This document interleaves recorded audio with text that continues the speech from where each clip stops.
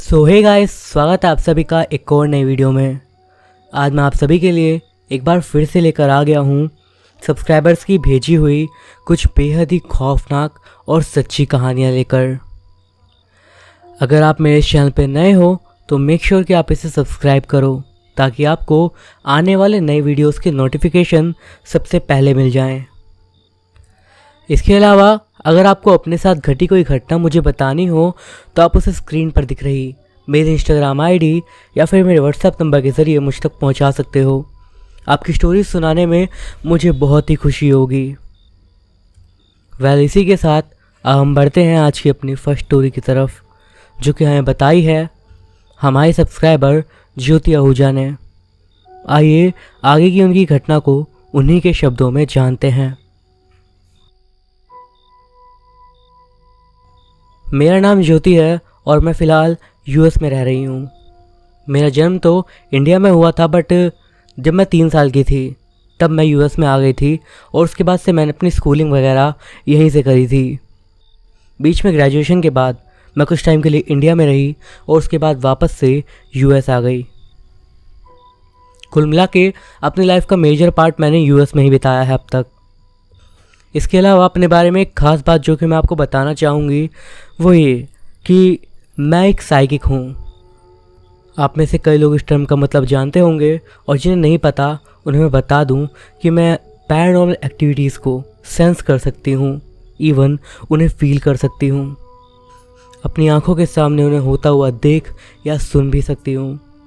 मेरी लाइफ में ऐसे कई तरह के एक्सपीरियंस हुए हैं, लेकिन फ़िलहाल मैं आपको जिस घटना के बारे में बताने जा रही हूँ ये आज से लगभग 4 साल पहले की है, 2019 की। एक्चुअली में इस घटना से 2 या 3 हफ्ते पहले ही मेरे साथ एक और पैरानॉर्मल इवेंट हुआ था। उसके बारे में मैं आपको फिर कभी बताऊंगी। फ़िलहाल मैं आपको इस एक पर्टिकुलर इंसिडेंट के बारे में बताती हूँ स्टार्टिंग से। तो जो लास्ट इंसिडेंट हुआ था उसके बाद से हमारी फैमिली काफ़ी ज़्यादा डिस्टर्ब हो गई थी, तो उन लोगों ने प्लान बनाया कि हमें कहीं घूमने जाना चाहिए। इसी वजह से उन्होंने बीच पर जाने का प्लान बनाया, बट मेरा वहाँ पर जाने का मन नहीं था।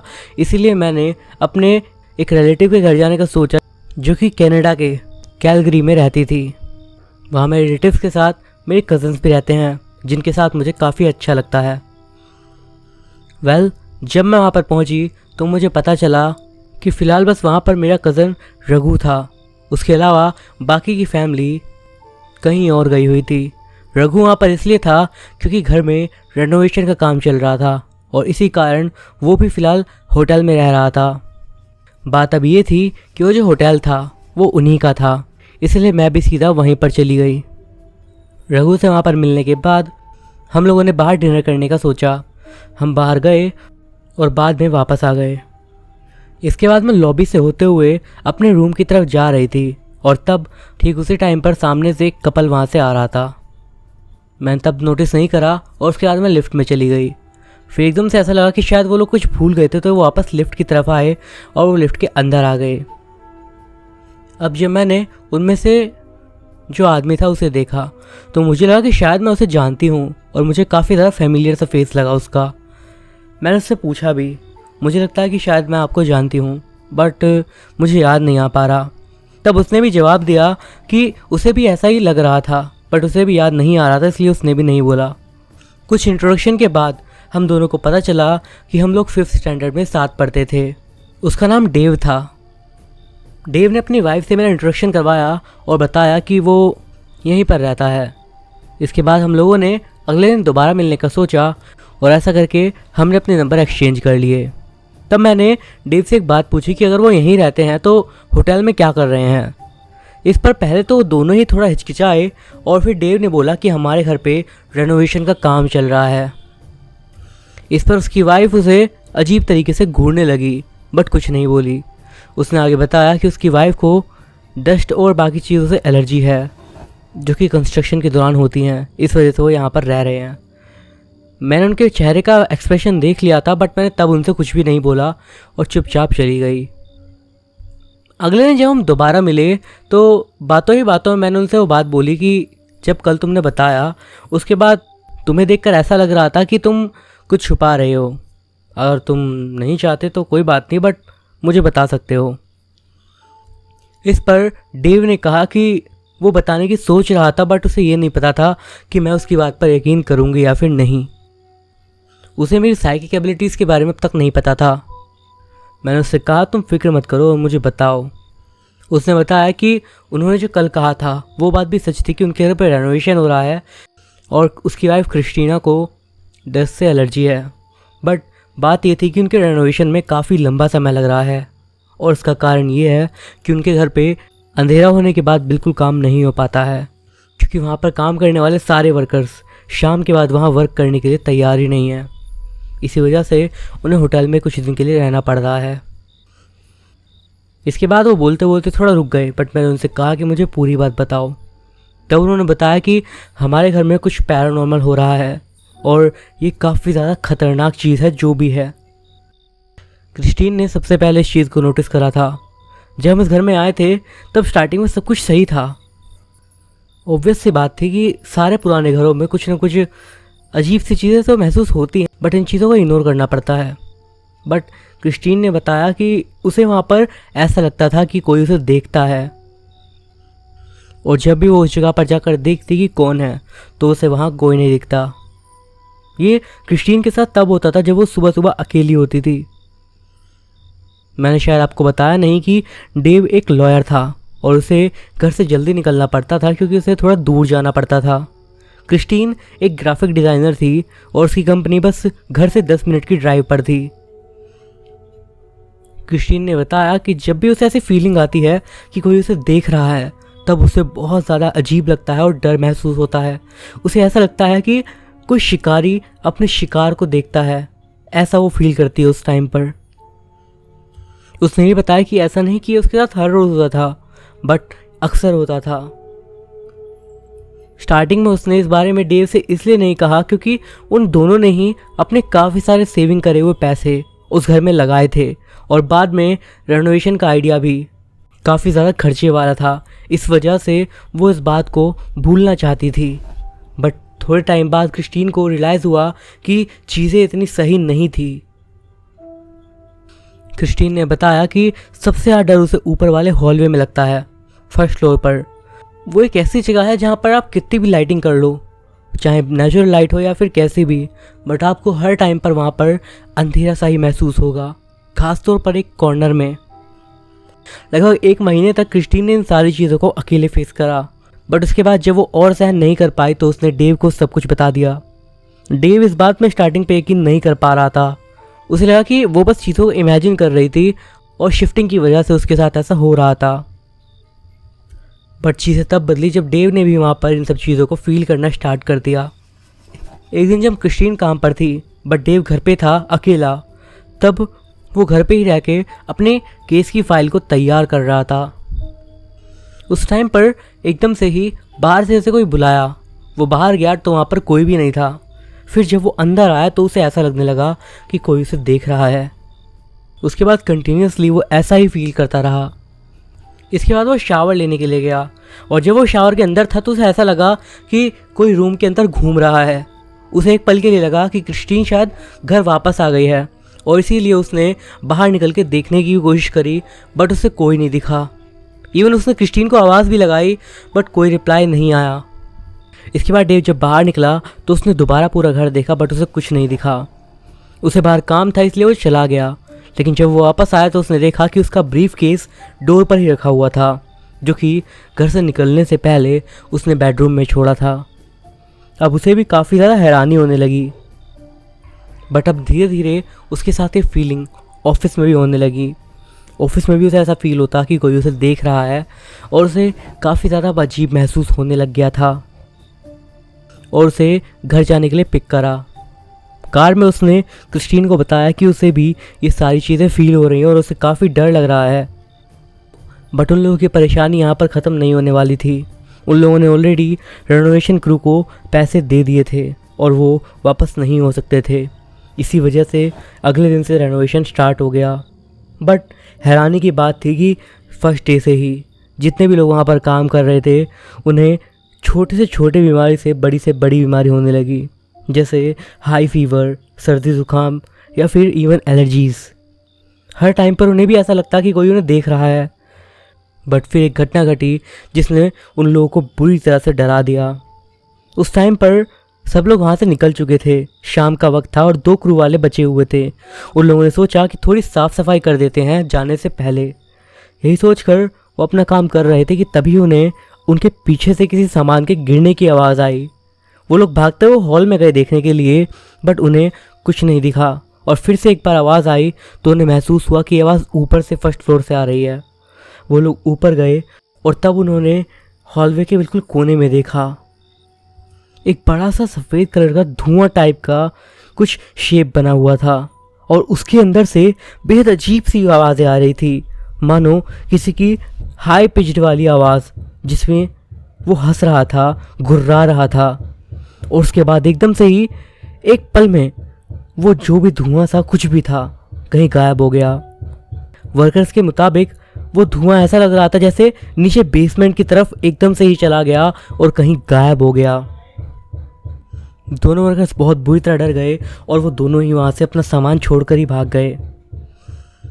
जब डेव और क्रिस्टीन को भी ये बात पता लगी तो वो लोग भी घर वापस नहीं गए और सीधा क्रिस्टीन के पेरेंट्स के हाउस चले गए। इसके बाद वर्कर्स ने साफ बोल दिया कि वो बस दिन के टाइम में ही वहाँ पर काम करेंगे। कुछ टाइम बाद डेव और क्रिस्टीन ने भी उस धुएं वाली चीज़ को देखा, बट फ़र्क ये था इस बार उन्होंने उसके अंदर लाल कलर की कुछ आंखें भी देखी जो कि बेहद डरावनी थी। वो जब सीढ़ियों से ऊपर जा रहे थे तो उनके सामने वो चीज़ एकदम से आई और फिर मानो कहीं गायब हो गई। उस चीज़ को देखकर वो इतना ज़्यादा डर गए कि वो सीधा भागते हुए अपने दोस्त के घर पे चले गए जो कि उनके घर से 2 ब्लॉक्स दूर रहता था। इसके बाद उन्होंने बोला इसके बाद से ही हम घर में कम से कम समय रहते हैं। दिन में बस रेनोवेशन क्रू रहता है वहाँ पर और हम बस चेक इन करने जाते हैं, बाद में हम होटल में ही आ जाते हैं। जब उन्होंने मुझे ये सब बताया तो मैं एकदम हैरान थी और मैंने बोला फिर से नहीं। डेव और क्रिस्टीन हैरान थे, बट मैंने उन्हें बताया कि ऐसा नहीं है कि मुझे उनकी बात पर यकीन नहीं है, बल्कि मुझे इस बात पर पूरा यकीन है और मैं जानती हूँ कि तुम लोग सच बोल रहे हो। बट मेरी हैरानी का कारण है कि ऐसी घटना मेरे साथ पिछले हफ्ते ही हुई थी। उसके बाद मैंने उन्हें अपनी साइकिक एबिलिटीज़ के बारे में बताया और उसके बाद जैसा कि मुझे लगा था उन लोगों ने बोला कि मुझे उनके साथ एक बार उनके घर चलना चाहिए और देखना चाहिए कि क्या मैं उनकी कुछ मदद कर सकती हूँ। बट क्योंकि ऑलरेडी रात हो चुकी थी तो मैंने कहा कि इस टाइम पर तो मैं भी वहाँ पर नहीं जाना चाहूँगी, क्योंकि मुझे भी बस ये सब चीज़ें फ़ील हो पाती हैं, मैं उन्हें कंट्रोल नहीं कर सकती और जिस तरीके से तुम लोग बता रहे हो वो चीज़ ख़तरनाक भी हो सकती है। मुझे एक शुद्धिकरण का मेथड पता था और मैंने इसी चीज़ को उनके घर में करने की सोची। इसके लिए मैंने सबसे पहले उन्हें कुछ सामान की लिस्ट दे दी और उन्हें बताया कि ये सब सामान मुझे चाहिए होगा। क्रिस्टीन ने बताया कि एक दुकान है जहाँ पर वो जानती है कि ये सब सामान मिल जाएगा। इसके अलावा इसी टाइम में मैंने डेव से कहा कि किसी भी तरह उसे उस घर की पहले की हिस्ट्री निकालनी होगी और क्योंकि वो एक लॉयर था उसके लिए ये कोई ज़्यादा बड़ी बात नहीं थी। मैंने इसके बाद अपने घर पे ही बता दिया कि अभी मैं कुछ टाइम और यहीं पर रहने वाली हूँ। अगली रात को हम लोग शहरी की शॉप पर गए जो कि क्रिस्टीन की दोस्त थी जो कि हमें सामान देने वाली थी। जब उसे हमने बताया कि हम क्या करने वाले हैं तो उसने कहा कि अगर मेरी किसी भी तरह से ज़रूरत हो तो मुझे ज़रूर बुलाना। इसके बाद हम लोग वहाँ से निकले और उसके बाद कार में ही मैंने हम तीनों के ऊपर एक तरीके का कवच लगाया। इसमें हम तीनों को ही प्रे करना था। मैं हिंदू थी इसलिए मैंने अपने हिसाब से प्रे करा और वो लोग क्रिश्चियन थे इसीलिए उन्होंने अपने हिसाब से। इसके बाद फाइनली हम लोग घर के सामने आ चुके थे। घर को देखते के साथ ही मेरे अंदर काफ़ी ज़्यादा नेगेटिव फीलिंग आई। मैंने फ़ौरन डेव से बोला अगर मैं इस घर में फ़र्स्ट टाइम आई होती तो भी इस घर को कभी नहीं एक्सेप्ट करती, तुम लोगों ने कैसे कर लिया। तब क्रिस्टीन ने बोला स्टार्टिंग में घर ऐसा नहीं था, बिल्कुल भी नहीं, बल्कि फ़र्स्ट डे उन्हें काफ़ी अच्छा लगा था, बट धीरे धीरे चीज़ें बिगड़ती गईं। जब हम अंदर गए उस टाइम पर वर्कर्स वहाँ पर काम कर ही रहे थे और उनका फेस देखकर मैं समझ पा रही थी कि वो कितने ज़्यादा बीमार और एक तरीके से कंज्यूम करे जा चुके थे और ये काम उसी शक्ति का था जो कि वहाँ पर उस घर में थी। धीरे धीरे जब मैं उनके साथ उनके घर में घूमने लगी तो मुझे ऐसा महसूस हुआ कि वहाँ पर एक नहीं बल्कि एक से ज़्यादा आत्मा थी। जब मैंने उन्हें इस बारे में बताया तो उन्होंने बताया कि उन्होंने बस एक को ही फील करा है। हालांकि मैं सीधा सीधा आत्माओं को देख नहीं सकती, बट मैं उन्हें फील कर सकती हूँ। जिनमें से मुझे एक आत्मा का पक्का पता था कि ये किसी बच्चे की आत्मा थी जिसकी उम्र 6 से 9 साल के बीच में थी। मैं उसका दर्द फील कर पा रही थी, उस टाइम का जिस टाइम पर वो मरा होगा। एकदम से ही मेरी सांसें बहुत ज़्यादा तेज़ हो गई और मानो मेरा दम घुटने लगा। मैं फ़ौरन भागकर बाहर गई। मुझे ऐसा फील हुआ कि मानो मुझे एक अस्थमा अटैक आया, बल्कि मैं अस्थमा पेशेंट थी भी नहीं। कुछ देर के बाद जब मेरा मन शांत हुआ तब मैं वापस से अंदर गई। उस टाइम पर मुझे एक बात याद आई, जिनसे मैंने ये शुद्धिकरण का मेथड सीखा था। मुझे उनसे बताया गया था कि एक बार शक्ति कवच लगाने के बाद जो भी वहाँ पर कुछ भी करने की कोशिश करेगा, उस व्यक्ति के अलावा जिसका वो घर है, उसके ऊपर वहाँ पर रहने वाली शक्ति हमला करने की कोशिश करेगी। और उस टाइम पर शायद यही वहाँ पर हो रहा था। उस बच्चे की आत्मा की तरह मुझे फील करवाकर मेरे ऊपर एक अटैक हुआ था। इसके तुरंत बाद मुझे एक बार फिर से कुछ महसूस हुआ, एक और आत्मा। बट ये आत्मा काफ़ी ज़्यादा डरी हुई लग रही थी। ऐसा लग रहा था कि वो किसी और चीज़ से ही बहुत ज़्यादा डरी हुई है। हालांकि वो जो सबसे शैतानी आत्मा थी, सबसे खतरनाक वाली, वो मुझे इनमें से किसी से भी ठीक से कनेक्ट नहीं करने दे रही थी। सबसे लास्ट में मैं फाइनली बेसमेंट में गई। वहाँ पर मैंने क्रू से बात करी जो कि वहाँ पे काम कर रहा था, तो उन्होंने बताया कि वो वहाँ जाने से बचते हैं क्योंकि वो जगह उन्हें बिल्कुल भी सही नहीं लगती। मैं बेसमेंट में ज़्यादातर गई भी नहीं थी, लेकिन मुझे स्मेल आ रही थी मौत की, बुराई की, नफ़रत की, डर की और दुख की। हर एक बुरी फीलिंग एक साथ मैं महसूस कर पा रही थी और मुझे समझ में आ गया था कि वो शैतानी शक्ति इसी जगह पर है, क्योंकि मुझे यहाँ पर उसकी पूरी शक्ति महसूस हो पा रही थी। और मुझे ऐसा लग रहा था कि मुझे वहाँ से बाहर निकाला जा रहा था, क्योंकि वो चीज़ चाहती थी कि मैं वहाँ पर ना रहूँ। और तब मैंने उस चीज़ को अपनी आंखों से देखा। उस बेसमेंट के बिल्कुल कोने में, अंधेरे में, उस सफ़ेद धुएं टाइप की चीज़ धीरे धीरे बढ़ रही थी और बहुत ज़्यादा अजीबोगरीब आवाज़ें निकाल रही थी, जो कि किसी भयानक हंसी और घुर्राने की आवाज़ का मिक्सचर लग रहा था। मेरे दोस्त और मैं सीधा ऊपर की तरफ जाने लगे। उस टाइम पर मेरे गले से मेरा साईं बाबा का लॉकेट नीचे गिरने वाला था, बट मैंने उसे कस के पकड़ लिया क्योंकि मुझे पता था कि इस टाइम पर वो मेरे लिए कवच जैसा था और शायद इसकी वजह से ही वो चीज़ मुझे ज़्यादा नुकसान नहीं पहुंचा पा रही थी। हम लोग अब सीधा बाहर आ गए और मेरे दोस्तों ने मुझसे पूछा कि यहाँ पर क्या करना होगा, तो मैंने उन्हें बताया कि यहाँ पर सबसे पहले तो हमें 1-2 लोग और चाहिए। एक काम करो, तुम शेरी को भी यहाँ बुला लो। उसके बाद मैंने उन्हें एक ज़रूरी बात बताई कि हालांकि पूरे शुद्धिकरण के दौरान मैं तुम्हारे साथ रहूँगी और शेरी भी, बट इस बात का तुम्हें ध्यान रखना है कि शुद्धिकरण तुम्हें अपने हाथों से करना होगा। मंत्रों का उच्चारण मैं करूँगी, क्योंकि जिस व्यक्ति को घर में रहना है उसके द्वारा इस काम को करना काफ़ी ज़रूरी है। इसके बाद हम जल्दी से होटल वापस आ गए और आगे के काम के बारे में सोचने लगे। तब डेव के पास एक कॉल आया और उसने बताया कि उसको उस घर की हिस्ट्री के बारे में पता चल गया है और ये सच में काफ़ी ज़्यादा शॉकिंग थी। हमें पता लगा कि वो घर एक्चुअली में 1965 में बनाया गया था, जिसका बाद में कई बार रेनोवेशन हुआ। स्टार्टिंग में जो फैमिली वहाँ पर रहती थी वो लगभग 15 सालों तक वहाँ पर रहे और उसके बाद किसी दूसरे व्यक्ति को घर बेचकर फ्लोरिडा में चले गए। अब जो उस घर में फैमिली थी उसमें कुल मिला के 5 लोग थे, एक औरत, उसका पति, उनके 2 बच्चे और उस औरत के पिता जो कि काफ़ी बूढ़े थे। उस घर में शिफ्ट होने के कुछ महीने बाद ही उस औरत के पिता की मौत हो गई। उनकी मौत बिल्कुल नेचुरल थी क्योंकि वो काफ़ी ज़्यादा बूढ़े हो चुके थे। इसके बाद की जितनी भी इन्फॉर्मेशन थी वो हमें न्यूज़पेपर रिपोर्ट्स और आर्टिकल्स से मिली थी। वहाँ उनके शिफ्ट होने के 2 साल के बाद उस लड़की के जो पिता थे उसके बारे में आर्टिकल था कि वो अपने बच्चों को अब्यूज़ करते थे फिज़िकली और मेंटली। इंडिया में भले इस चीज़ को उतना सीरियसली ना लिया जाता हो, बट बाहर की कंट्रीज़ में ये काफ़ी ज़्यादा बड़ा क्राइम है। यही कारण था कि उन बच्चों के पिता कई बार जेल तक भी गए थे।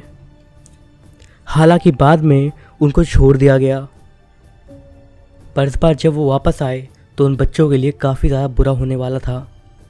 बाद के इंसिडेंट ज़्यादा डिटेल में तो किसी को भी नहीं पता, बट 1983 की जुलाई में घर में कुल मिला के 3 लाशें मिली, उस औरत की, उसके एक बेटे की और खुद उसके बाप की। इससे पहले उनकी बेटी की मौत ऑलरेडी हो चुकी थी, जिसका कारण किसी को भी नहीं पता था। रिपोर्ट से पता चला कि वो जो औरत थी उसका रेप हुआ था और उसके बाद उसका मर्डर करा गया था। वो जो उनका लड़का था उसे बहुत बुरी तरीके से मारा गया था, इतनी बुरी तरीके से कि उसकी कई सारी हड्डियां उसके मरने से पहले टूट गई थी, इवन उसके फेस की हड्डी भी। इसका मतलब वो काफ़ी ज़्यादा धीमी और दर्दनाक मौत मरा था। बात करें उसके बाप की तो वो ड्रग्स के कारण मरा था। इन मर्डर्स के बाद अगले 2 सालों तक वो घर बिल्कुल खाली रहा और उसके बाद से वहाँ पर जितने भी लोग रहने आए थोड़े थोड़े टाइम के बाद वो उस घर को खाली कर देते। मेन रीज़न यही था कि उन सभी के साथ कुछ ना कुछ ऐसा एक्सपीरियंस होता जिसके बाद वो लोग वहाँ पर नहीं रहना चाहते थे। इन सारी घटनाओं पर मेरी जो थ्योरी थी वो ये कि वहाँ पर जो आत्माएं थी वो ना तो उस औरत के पापा की थी और ना ही उनकी बेटी की, बल्कि वहाँ पर कुल मिला के 3 आत्माएं थी, जो कि थी सबसे पहले उसके बाप की, जो कि सबसे ज़्यादा शैतानी आत्मा थी, उसकी मम्मी की, जो कि सबसे ज़्यादा डरी हुई थी, और उसके बाद उसके बेटे की, जो कि काफ़ी ज़्यादा दर्दनाक मौत मरा था, जिसको मैंने इवन फील भी करा था। मुझे लग रहा था कि वो जो आदमी की आत्मा थी वो शायद उन बाकी की 2 आत्माओं को अपने साथ वहाँ पर कैद करे हुए थी, जिस वजह से वो घर इस तरीके का हो चुका था। इसके बाद हम लोगों ने कुछ दिन का ब्रेक लेने का सोचा और उसके बाद अगले वेडनेसडे को हम लोगों ने वहाँ पर शुद्धिकरण का फैसला करा। मैंने डेव और क्रिस्टीन को फिर से बताया कि इसके बाद हमें एक काम और करना पड़ेगा जिससे उस घर में रहने वाली माँ और बेटे की आत्मा को शांति मिल सके। डेव और क्रिस्टीन तैयार हो गए। लास्ट में रात के समय डेव, क्रिस्टीन, मैं और शेरी उस घर में गए और पता नहीं कैसे शेरी ने भी घर देखते ही कह दिया मुझे घर कहीं से भी अच्छा नहीं लग रहा। बस सोच के देखिए उस घर की वाइब कितनी ज़्यादा ख़राब होगी। खैर, इसके बाद हम लोगों ने अपने मेथड के मुताबिक शुद्धिकरण वहाँ पर शुरू कर दिया। आप माने या ना माने, जब मैं मंत्र पढ़ रही थी उस टाइम पर मुझे जिस तरीके का फोर्स महसूस हो रहा था वो बताने लायक भी नहीं है। किसी ऐसी शक्ति को उस जगह से भगाना बहुत मुश्किल है जो कि काफ़ी ज़्यादा सिद्धि और शक्तिशाली हो। अगले कुछ घंटों तक मैंने वो विधि वहाँ पर रहकर पूरी करी, उन सभी के साथ मिलकर। विधि पूरी होने के बाद हम सभी वहाँ पर मानो एक तरीके की रात की सांस महसूस कर पा रहे थे। बट मुझे पता था कि मेरा काम अभी तक पूरा नहीं हुआ है। मुझे वहाँ पर मौजूद 2 आत्माएं कैद महसूस हो रही थी और ये थी माँ और बेटे की आत्माएं। मुझे पता था कि वो डर के मारे वहाँ से नहीं जाना चाहती। हमें उनसे बात करने की ज़रूरत थी। हम सीधा बेसमेंट में गए। हमें पता था कि हम उन्हें देख नहीं सकते बट वो हमें ज़रूर सुन सकते हैं। हमने वहाँ पर खड़े होकर उनसे बात करी, उनसे बोला, उन्हें समझाया और उसके बाद एकदम से ही माहौल काफ़ी ज़्यादा हल्का हो गया और हम शायद फील कर पा रहे थे कि वो लोग भी शायद वहाँ से जा चुके हैं। इसके बाद हमें ऊपर से आवाज़ आई डेव और क्रिस्टीन की, जिन्होंने बताया कि एक रोशनी सी उन्हें दरवाजे से बाहर जाते हुए दिखाई दी। हमने फाइनली डेव और क्रिस्टीन को बताया अच्छी और बुरी सारी आत्माएं इस घर से अब जा चुकी हैं। आप उनके चेहरे पर जो खुशी थी उस टाइम, उसे देखकर सच में मुझे बहुत ज़्यादा खुशी हुई। शेरी ने कहा कि हमें उन माँ और बेटों के लिए एक बार फिर से प्रे करना चाहिए। हम सभी ने ऐसा करा। अगले दिन जब डेव और क्रिस्टीन से वापस मेरी बात हुई तो उन्होंने बताया कि कई दिनों के बाद वो अपने घर में ठीक से सो पाए बिना किसी डर के। हालांकि इस सब के बाद अगले 3 दिन तक मुझे काफ़ी तेज़ फीवर रहा, बट उसके बाद मैं भी बिल्कुल ठीक हो गई। इसके बाद मैंने डेव को कुछ प्रेयर्स बताई और उसे कहा कि वो फिक्स टाइम के बाद इन प्रेयर्स को पूरे घर में रहकर बोले।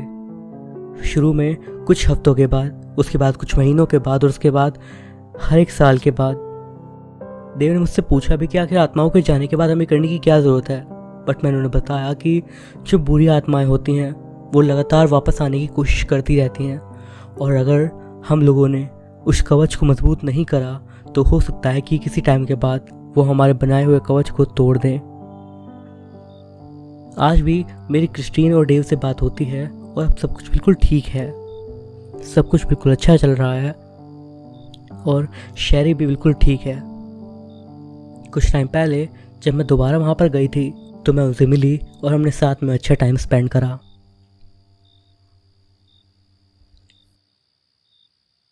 आज संजय की उम्र 22 साल हो गई और उसके जन्मदिन की बधाई देने उसके कई दोस्त उसके घर आए थे। सभी दोस्तों ने खूब सारी मस्ती करी और खाना खाकर वापस चले गए। उसमें उसकी एक खास दोस्त प्रिया भी थी। फिर संजय और उसके परिवार वाले बाद में सोने चले गए। संजय के कमरे की दीवार पर एक गुड़िया का चित्र टंगा हुआ था। संजय जब भी उस चित्र को देखता तो उसे ऐसा लगता कि मानो वो उसे बुला रही है।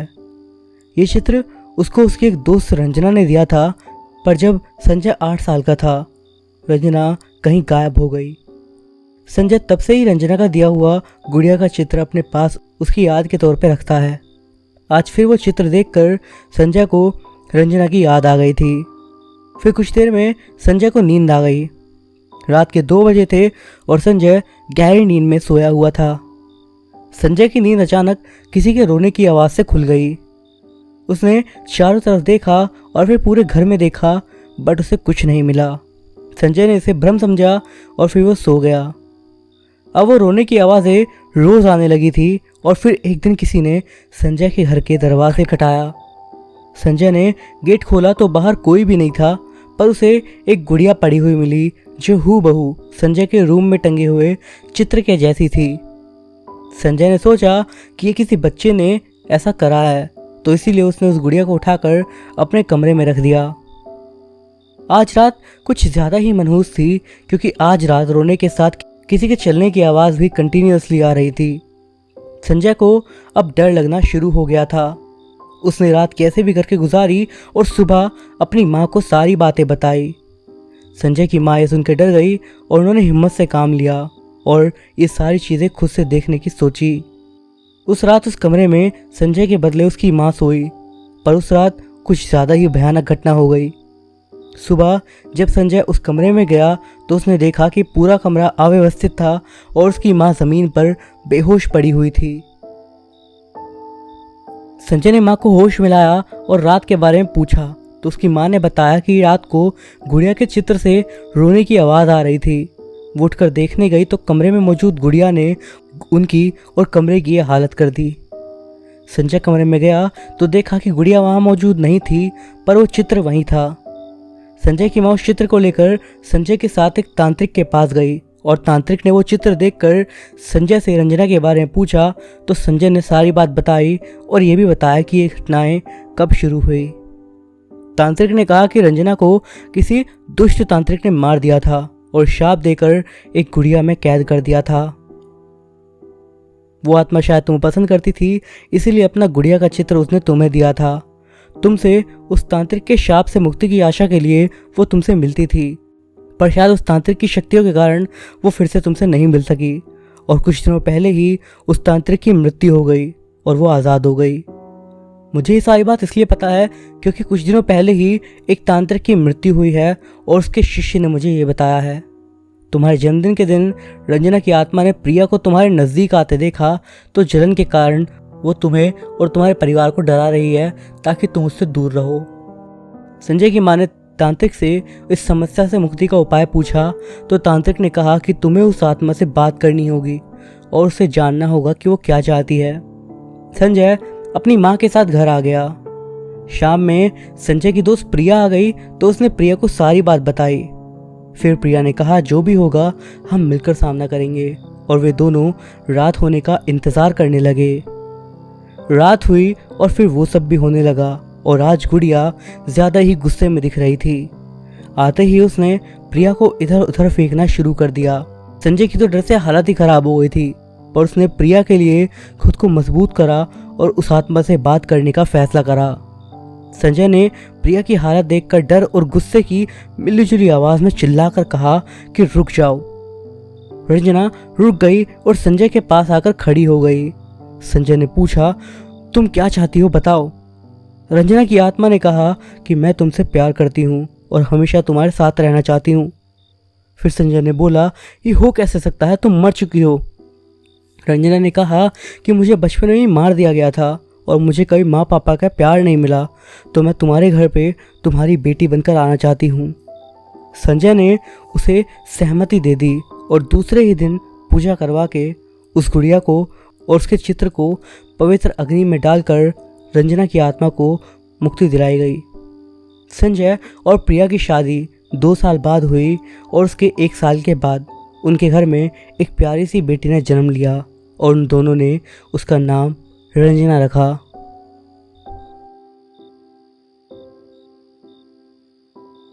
गांव में सूखनी चुड़ैल का बहुत खौफ था। खौफ इतना कि शाम होने के बाद गांव की सड़क पर कुत्ते भी नहीं दिखते थे। लोगों का कहना था कि गांव में एक पागल औरत अपनी 12 साल की बेटी के साथ रहती थी। औरत का किसी को नाम नहीं पता था, तो उसके पतली दुबली होने के कारण उन लोगों ने उसका नाम रख दिया पागल सुखनी। अचानक गांव के बच्चे गायब होने लगे थे, तो किसी ने सुखनी पर इल्ज़ाम लगा दिया और कुछ सबूत सुखनी के घर पर मिलने के कारण लोगों ने उसके घर में आग लगा दी। सुखनी और उसकी बेटी आग में जलकर मारे गए। मरने के बाद सुखनी का नया रूप लोगों के सामने था। सुखनी और उसकी बेटी चुड़ैल बन चुके थे। सुखनी रात में लोगों के दरवाजे पर जा जाकर ठकठका कर बोलती थी कि मुझे भूख लगी है। जो भी दरवाज़ा खोल देता वो उसका शिकार हो जाता और 2-3 दिन तक सुखनी और उसकी बेटी बड़े चाव से उसकी लाश खाते। पर शरीर के कुछ अंग जैसे गुर्दे और कलेजा सुखनी की बेटी को बचाकर रख लेती थी। वैसे सुखनी की बेटी सिर्फ छोटे जानवरों जैसे कुत्ते और बिल्लियों का शिकार ही कर पाती थी, पर सुखनी से वो काफ़ी कुछ सीख रही थी। कभी कभी जब सुखनी की बेटी किसी भेड़िए का शिकार करने की कोशिश करती तो वो खुद को चोट पहुंचा देती। सुखनी की बेटी बहुत उदास हो जाती थी क्योंकि सुखनी को उसने बड़े और तगड़े इंसानों का शिकार करते हुए देखा था। सुखनी चुड़ैल तो थी पर साथ ही में माँ भी थी। सुखनी से बेटी की उदासी नहीं देखी जाती थी तो किसी इंसान को अधमरा करके अपनी बेटी के सामने डाल देती थी।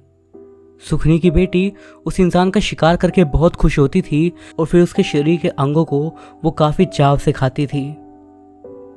गुर्दे और कलेजा कुछ दिनों तक उसका खिलौना होते और फिर सड़ जाने के बाद खाना। तुम गुर्दे और कलेजे को ताज़ा क्यों नहीं खाती? सुखनी ने अपनी बेटी से पूछा। माँ, इंसानों को भुना और पकाया हुआ पसंद है, वैसे ही मुझे सड़ चुका इंसानों का अंग पसंद है, सुखनी की बेटी ने कहा और अपनी डरावनी आवाज़ में हंसने लगी।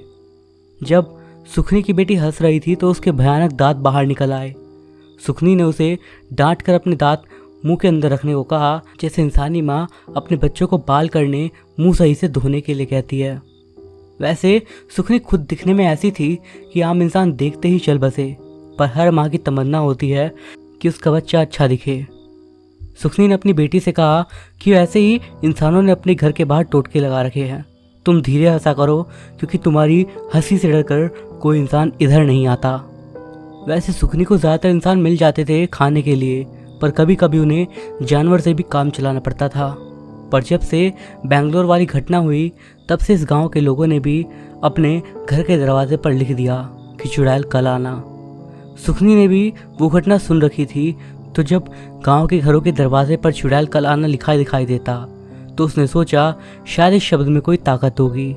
जब बेंगलोर ऐसे बड़े और आधुनिक शहर की चुड़ैल इस शब्द से डर गई तो मैं तो इस छोटे गांव की चुड़ैल हूँ। अब सुखनी गांव के पास वाले जंगल के पेड़ पर बैठी रहती। कोई शिकार रात को दिख गया तो ठीक, नहीं तो जानवर से ही काम चलाना पड़ता। सुखनी की बेटी की भूख सूखे चेहरे पर उसके दिखाई देती। सुखनी अब जंगलों में भटकने लगी शिकार की तलाश में। सुखनी शिकार की तलाश में भटकती थी और तभी उसे कल्लू लकड़हारे की झोपड़ी मिली। सुखनी कल्लू को खोजने जंगल में चली गई तो उसे कल्लू एक पेड़ पर छिपा हुआ मिला। सुखनी देखना चाहती थी कि वो क्या करना चाह रहा है। सुखनी ने देखा कि एक आदमी रास्ता भटक कर जंगल में खो गया है और कल्लू पेड़ के पीछे से निकलकर उस आदमी को मार देता है और सब कुछ लूट करके चला जाता है। सुखनी उस लाश को लेकर अपनी बेटी के पास आ गई। सुखनी की बेटी पेड़ पर चिंतित होकर इंतज़ार कर रही थी कि तभी सुखनी उस आदमी की लाश लेकर आई। तुम कहाँ चली गई थी माँ? पता मैं कितना चिंतित थी, सुखनी की बेटी ने हल्का गुस्सा करते हुए कहा। सुखनी ने अपनी बेटी को कल्लू के बारे में बताया तो सुखनी की बेटी ने कहा कि हम लोग कल्लू को ही मारकर खा जाते हैं। नहीं बेटी, कल्लू हमारा अन्नदाता है, हम उसे नहीं मार सकते और ये लाश हमें उसी के कारण मिली है। कल्लू एक मोटा सा तगड़ा आदमी था। लोगों के लिए तो लकड़हारे का काम करता था, पर लकड़ी काटने की आड़ में कल्लू रात होते ही लोगों को भी काट के उनसे सब कुछ लूट लेता था। पहले पुलिस को लाश मिलती थी पर कल्लू के खिलाफ कोई सबूत नहीं मिलता था, पर जब से सुखनी चुड़ैल की नज़र कल्लू पर पड़ी थी तब से तो पुलिस को लाश भी मिलना बंद हो गई। अब सुखनी और उसकी बेटी को खाना मिलने लगा था और उनका अन्नदाता था कल्लू।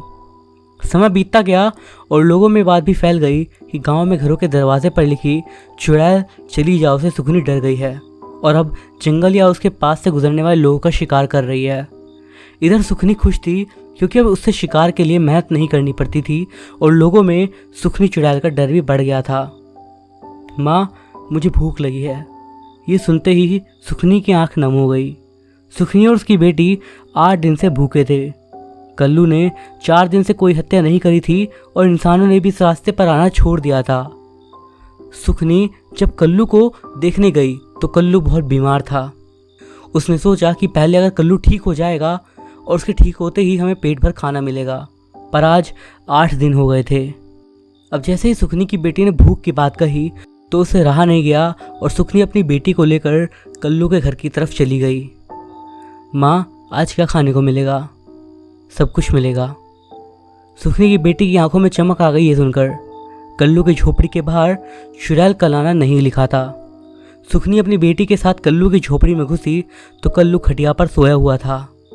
उसे दुख तो हो रहा था अपने अन्नदाता को मारने के कारण, पर वो अपनी बेटी से प्यार भी करती थी। उसने एक झटके से कल्लू की गर्दन तोड़ दी। कल्लू के शरीर को फाड़कर उसके गुर्दे और कलेजे को अपनी बेटी को दे दिया। सुखनी की बेटी बहुत खुश होकर गुर्दे और कलेजे को अपनी फ्रॉक की जेब में रख ली और सुखनी ने कल्लू का हाथ उखाड़ा और बेटी को खाने के लिए दे दिया।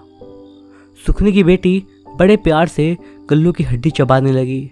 सुखनी अपनी बेटी को प्यार से खाते हुए देख रही थी और कल्लू के मरने के बाद अपने भविष्य में खाने के उपाय को सोच रही थी। तो दोस्तों, ये थी हमारी आज की कहानियाँ। स्टोरीज आपको कैसी लगी मुझे कमेंट्स के ज़रिए ज़रूर बताइएगा। वीडियो आपको पसंद आया हो तो मेक श्योर कि आप इसे एक लाइक ज़रूर करें। मैं अभिषेक मिलता हूँ आपसे अगली वीडियो में कुछ ऐसी ही स्टोरीज़ के साथ। तब तक के लिए बाय।